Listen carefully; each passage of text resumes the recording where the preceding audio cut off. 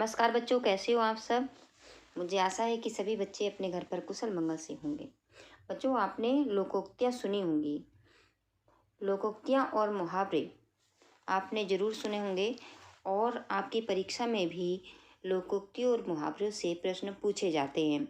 जैसे कि कोई लोकोक्ति लिखी होती है और उसका आपको अर्थ लिखना होता है और उसका फिर वाक्य में प्रयोग करना होता है।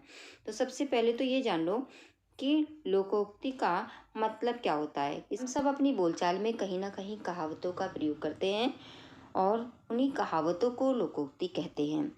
तो कहावत क्या होती हैं कि एक ऐसा वाक्य होता है या एक ऐसा कथन होता है जो अपने विशिष्ट अर्थ के आधार पर, यानी उसमें एक विशिष्ट अर्थ होता है और बहुत ही संक्षेप में होता है और कोई विशिष्ट अर्थ रखता है और वो किसी न किसी सच्चाई को प्रकट करता है।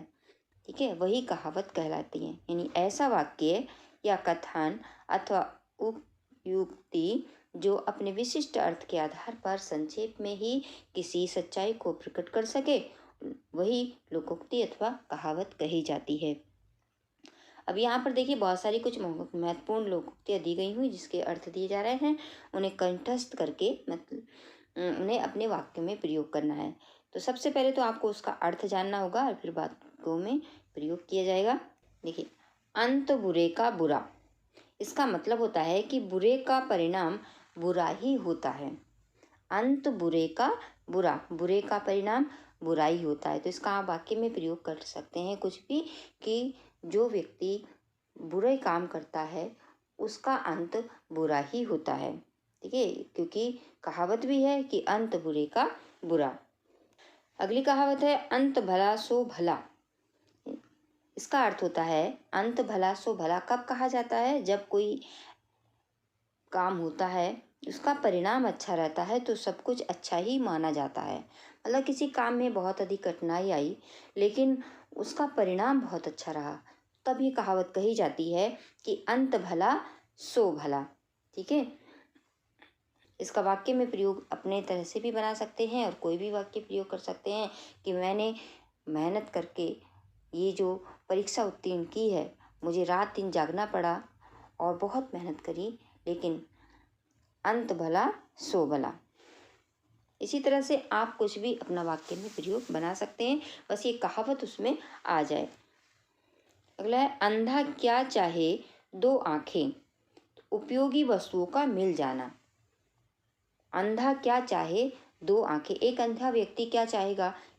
उसे दुनिया भर की दौलत दे दो, लेकिन वो चाहेगा कि उसे सबसे पहले जो वो चाहेगा, उसकी इच्छा होगी कि उसे दो आंखें मिल जाएं ताकि वो संसार को देख सके। इसका मतलब होता है कि उपयोगी वस्तुओं का मिल जाना। जब किसी को कोई चीज़ दी जाती है तो सबसे पहले वो व्यक्ति उस वस्तु को लेना चाहता है जिसकी उसे सबसे अधिक आवश्यकता होती है। इसीलिए कहावत बनी कि अंधा क्या चाहे दो आंखें। इसी तरह से आप अपना वाक्य में प्रयोग कुछ भी बना सकते हैं, लेकिन ये कहावत उसके अंदर आ जाए कि अंधा क्या चाहे दो आंखें। जैसे एक विद्यार्थी से पूछा जाए कि आपको क्या चाहिए, तो सबसे पहले वो वही मांगेगा कि मैं फर्स्ट आ जाऊं, मेरे सबसे अच्छे नंबर आए, उसे तो यही चाहिए, है ना। तो इसीलिए कहावत है कि अंधा क्या चाहे दो आंखें, उपयोगी वस्तुओं का मिल जाना। जिसके पास घर नहीं है तो सबसे पहले वो घर चाहेगा कि मुझे घर मिल जाए। मतलब जो व्यक्ति की सबसे ज़्यादा ज़रूरत होती है, नीड होती है, वो सबसे पहले उसी को चाहता है। तो उसी के लिए कहावत बन गई कि अंधा क्या चाहे दो आंखें। अगली कहावत है अंधी पी से कुत्ता खाए। तो इसका अर्थ होता है परिश्रमी के चिंता न करने पर उसका फल दूसरों को मिल जाता है। कुछ लोग बहुत हार्ड वर्क करते हैं, बहुत मेहनत करते हैं, लेकिन उनका जो फल होता है वो कोई दूसरा ही उसका लाभ उठा रहा होता है। तो इसी के लिए कहा गया है, यह कहावत बनी है अंधी पीसे कुत्ता खाए। एक अंधी है जिसे दिखता नहीं है तो वो पीस रही है। चाकी से पहले ज़माने में पीसा जाता था आटा, तो उसे दिख तो रहा नहीं है, वो पीसे जा रही है, लेकिन जो उसे दिख नहीं रहा है। तो बहुत सारे कुत्ते आए और वो जो है उसका आटा सारा खा गए, क्योंकि वो भी देख नहीं पा रही है। तब से ये कहावत बन गई, जब कोई बहुत अधिक मेहनत करता है और उस मेहनत का फल दूसरे व्यक्ति ले लेते हैं तो ये कहावत कही जाती है कि अंधी पीसे कुत्ता खाए। अंधों में काना राजा। अंधों में काना राजा। देखिए, जहाँ पर सारे ही अंधे होंगे उसमें अगर एक कोई काना व्यक्ति है, यानी उसे एक, सारे लोगों को तो दोनों आंखों से नहीं दिखता, लेकिन कोई उसमें एक व्यक्ति ऐसा है जिसको एक आंख से दिखता है, तो वही आदमी उसमें विशिष्ट होगा, है ना। सभी उसको अच्छा मानेंगे, सभी उसकी बात भी सुनेंगे। तो इसका मतलब ये होता है, कब कही जाती है ये कहावत कि अंधों में काना राजा, अज्ञानियों के बीच कम ज्ञान वाला सम्मानित होता है। नहीं, जहाँ पर बहुत अधिक अज्ञानी हैं, बैठे हैं या खड़े हैं एक स्थान पर, तो वहाँ पर अगर थोड़ा सा ज्ञान वाला व्यक्ति है तो वह व्यक्ति सम्मानित हो जाता है। तो इसीलिए कहावत कही गई कि अंधों में काना राजा। भाई, राजा बनाना है तो अगर अंधे अंधे हैं, उनमें से एक व्यक्ति काना है, तो उसी को राजा बनाया जाएगा कि कम से कम से एक आँख से तो दिखता है ना। तो जहाँ पर अज्ञानी लोग बहुत ज़्यादा होते हैं, उसमें जहाँ पर बहुत कम ज्ञानी वाली के बीच में अगर थोड़ा सा ज्ञानवान व्यक्ति पहुंच जाता है, चाहे उसे भले ही थोड़ा सा ज्ञान है, लेकिन सारे अज्ञानी हैं, तो और उन्हीं के बीच में एक थोड़ा सा ज्ञानी पहुंच गया, तो वही व्यक्ति सम्मानित हो जाता है। अगला है अक्ल बड़ी या भैंस। अक्ल बड़ी या भैंस, ये कहावत भी आपने बहुत सुनी होगी। तो इसका मतलब होता है शारीरिक शक्ति, व्यक्ति के पास शारीरिक शक्ति होती है और किसी के पास बौद्धिक शक्ति बड़ी होती है। तो पर यहाँ पर बताया जा रहा है कि अकल बड़ी या भैंस। अकल बड़ी या भैंस, यानी अकल बड़ी का मतलब है कि बुद्धि बड़ी होती है कि भैंस बड़ी होती है। दूसरा भावार्थ इसका ये है, मतलब कि कोई शक्तिशाली व्यक्ति है, शरीर से उसमें ताकत बहुत अधिक है, और एक को बुद्धि बहुत अधिक है, तो इनमें से दोनों कौन शक्तिशाली होंगे। नहीं, शारीरिक शक्ति की अपेक्षा बौद्धिक शक्ति अधिक बड़ी होगी। तो अकल बड़ी या भैंस, तो यहाँ पर इस का जो कहावत है, इसका मतलब होगा कि जिसके पास बौद्धिक शक्ति होती है वो व्यक्ति अधिक शक्तिशाली होता है, क्योंकि वह अपने दिमाग से बुद्धि लगा करके बहुत बड़े शक्तिशाली व्यक्ति को, ताकतवर व्यक्ति को भी बिना कुछ करे हरा सकता है अपना दिमाग लगा के। इसलिए यहाँ पर दिमाग अधिक वाला व्यक्ति अधिक शक्तिशाली होगा, ना कि ताकतवर से। अपना हाथ जगन्नाथ। अपना हाथ जगन्नाथ का मतलब होता है अपना कार्य स्वयं करना ही श्रेष्ठ कर होता है। मतलब आप दूसरे के लिए बैठे रहें कि ये व्यक्ति हमें ये दे देगा, हमें वो दे देगा, ये व्यक्ति हमें खाना दे देगा, खिला देगा, कुछ भी कर देगा। मतलब अगर आप हमेशा दूसरों के लिए बैठे रहेंगे कि हर व्यक्ति हर काम जो है हमारा दूसरा ही कर दे, तो ये सही नहीं रहता है।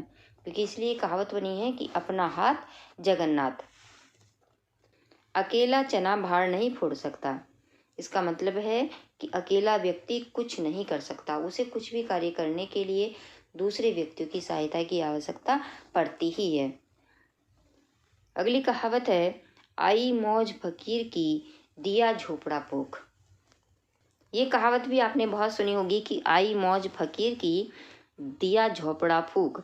इसका मतलब होता है कि मनमौजी व्यक्ति के द्वारा लाभ हानि का विचार किए बिना कार्य करना। जो कुछ व्यक्ति मनमौजी होते हैं वो कुछ भी सोच विचार करके काम नहीं करते हैं कि क्या जो मैं काम करने जा रहा हूँ उससे लाभ होगा कि हानि होगी, बस कर डालते हैं। तो ऐसे व्यक्तियों के लिए ये कहावत बनी है कि आई मौज फकीर की दिया झोपड़ा फूक। यानी जब फकीर की मौज आई, वो मस्ती में आया, मनमौजी हुआ, तो एकमात्र जो उसके पास झोपड़ा था उसमें भी आग लगा दी। मनमौजी व्यक्ति जो होता है वो लाभ हानि का ध्यान नहीं रखता, जिससे जब कुछ करना होता है तो वो कर जाता है। आगे नाथ न पीछे पगहा, ये कहावत भी आपने सुनी होगी। कोई सगा संबंधी न होने पर निश्चिंत होना। मतलब किसी व्यक्ति के पास अपना परिवार नहीं है, कोई बच्चा नहीं है, पति नहीं है, पत्नी नहीं है, मतलब कोई भी परिवार नहीं है, अकेला व्यक्ति है, तो उसे किसी भी प्रकार का डर नहीं होता है कि मेरे परिवार को ये हो जाएगा, मेरे परिवार को वो हो जाएगा। वो निश्चिंत रहता है बिल्कुल, ना उसे कोई डरा सकता है, ना धमका सकता है ना। तो आगे नाथ न पीछे पगहा, कोई संगा संबंधी ना होने पर निश्चित होना। मतलब उसका कोई रिश्तेदार नहीं होता, वो अकेला होता है, उसे कोई डरा धमका नहीं सकता कि हम तेरे परिवार को ये कर देंगे, तो वो निश्चित होकर के बिना डरे कोई काम करता है। तो तब से ये बना है कि आगे नाक न पीछे पगहा, यानी कि कोई भी सगा संबंधित ना होना और निश्चित होकर के रहना। आटे गेहूं के साथ घुन भी पिसता है, ये कहावत भी आपने बहुत सुनी होगी। इसका मतलब है अपराधी के साथ निरपराधी भी कष्ट भोगता है। कि जब गेहूं पीसा जाता है तो उसमें क्या होता है कि घुन होता है, वो घुन भी जो है उसके साथ में पिस जाता है, जबकि उसका कोई दोष नहीं होता, उससे आटा तो निकलने वाला है नहीं, लेकिन वो साथ देता है किसके, गेहूं का, गेहूं के साथ रहता है। तो जब गेहूं की पिसाई होती है तो उसके साथ में घुन भी पिस जाता है। तो इसका मतलब है कि जब अपराधी के साथ कोई, उसके साथ में अपराधी व्यक्ति है नहीं, उसने कोई अपराध नहीं किया है, लेकिन वो साथ अपराधी का लिए होता है, जब सजा अपराधी को मिलती है तो उसको भी मिलती है। ठीक है, यानी हम बुरे के साथ में संगति करेंगे तो उसकी संगति का प्रभाव हमारे ऊपर भी पड़ेगा, अगर उस व्यक्ति को कष्ट होगा तो हमें भी होगा। ठीक है, जो कुछ भी उसका होगा वही उसके साथ में रहने वाले का भी हो जाता है। अच्छे के साथ रहेंगे तो अच्छा होगा, बुरे के साथ में रहेंगे तो बुरा रहेगा। अब घुन गेहूं के साथ में रहता है, तो जब घुन की पिसाई होती है, जब गेहूं की पिसाई होती है तो घुन भी पिस जाता है ना। आधी तज सारी को धाय, आधी मिले न सारी पाए। देखिए कितना अच्छा है, आधी तज सारी को धाय, आधी मिले न सारी पाए। लालच के कारण सब कुछ समाप्त हो जाता है।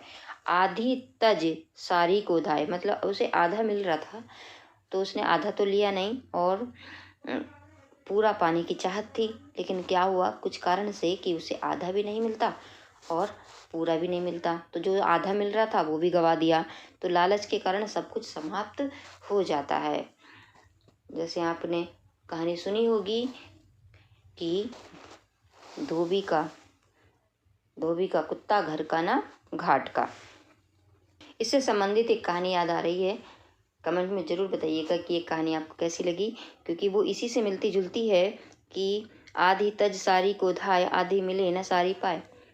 एक बार क्या होता है कि एक बार, मतलब ये कल्पना है, कहावत बनी है कि एक बार पैसों की बारिश होती है और एक व्यक्ति था जो, उसने देखा कि यहाँ पर तो पैसों की बारिश हो रही है, घर में बहुत सारे पैसे जो है ऊपर से बरस रहे हैं, तो मैं जो मेरा खेत है जहाँ पर वो कपड़े धोआ करता था घाट पे, उसने सोचा कि ये तो घर तो मेरा छोटा सा है, यहाँ पर जो पैसे गिर रहे हैं वो तो मुझे मिल ही जाएंगे, लेकिन मैं घाट पर चला जाता हूँ और वहाँ पर जो भी जो है पैसे होंगे बहुत सारे पड़े होंगे, ऊपर से बारिश जो बरस रही है तो सभी जगह बरस रही होगी, पैसों की बारिश हो रही होगी, तो मैं जाकर के घाट पे चला जाता हूँ और वहाँ पर जाकर के सारे पैसे जो है ये बटोर लाता हूँ, क्योंकि घर में तो मैं बाद में भी बटोर सकता हूँ, लेकिन घाट के लोग उठा लेंगे, तो मैं पहले घाट पे चला जाता हूँ। तो वो व्यक्ति उठता है और जो अपने कट्टे वट्टे होते हैं, बोरा लेकर के अपने घाट पर पहुंचता है और वहाँ पर देखता है कि वहाँ तो बारिश हो नहीं रही थी, क्योंकि बारिश जो है ईश्वर ने किसी कृपा से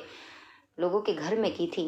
ये कल्पना की कहानी है, तो इससे कहावत भी बनी है ये, आधी तज सारी को धाय, आधी मिले न सारी पाए। मतलब इस कहानी से हमें पता चलेगा कि किस तरह से लोग जो है लालच के कारण अपनी जो आधी मिली वस्तु होती है वो भी खो देते हैं और पूरी भी नहीं मिलती।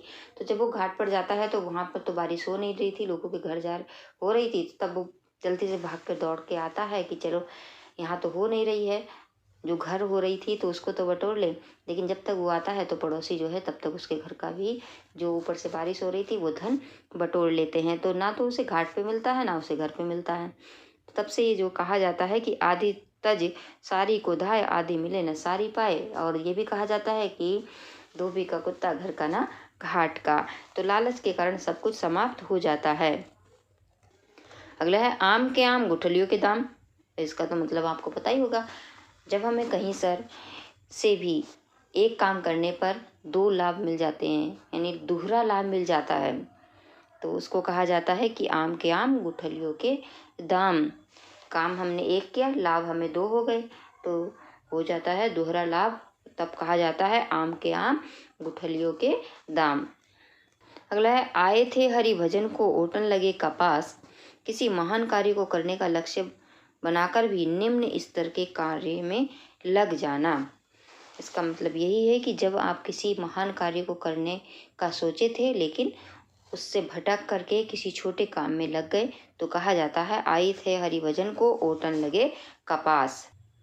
आसमान से गिरा खजूर में अटका। ये सब मुहावरे कहीं ना कहीं आपने जरूर सुने होंगे। एक विपत्ति से छूटकर दूसरी में उलझ जाना। आसमान से गिरा खजूर में अटका, यानी एक विपत्ति से निकल कर के दूसरी विपत्ति में जब फंसते हैं तो यही कहा जाता है आसमान से गिरा खजूर में अटका। ये कहावतें बहुत सारी हैं। अगर बहुत सारी कहावतों को एक ही वीडियो के माध्यम से समझाया जाएगा तो वीडियो हो जाएगी बड़ी। और घी भी खाते हैं तो ज़्यादा घी खाने से भी नुकसानदायक होता है, तो ज्ञान भी थोड़ा थोड़ा अगर लिया जाए तो वह ज्ञान लाभदायक होता है। तो आज इस वीडियो में इतना ही। आपको ये कहावतें कैसी लगी कमेंट में ज़रूर बताइएगा, और अगर आप और भी कहावतों का अर्थ जानना चाहते हैं तो वो भी कमेंट में लिख दीजिएगा। ये वीडियो कक्षा 9 के विद्यार्थियों के लिए बहुत ही महत्वपूर्ण है। उनके कोर्स में ये कहावतें हैं और परीक्षा में कहावतों का अर्थ और वाक्य में प्रयोग पूछा जाता है। तो सभी विद्यार्थी इस वीडियो को ध्यानपूर्वक से देखें और वीडियो देखने के बाद अपने मित्रों के साथ शेयर करें ताकि इस वीडियो का लाभ सभी को मिले। तो आज इस वीडियो में बस इतना ही। मिलते हैं फिर किसी दूसरी वीडियो में।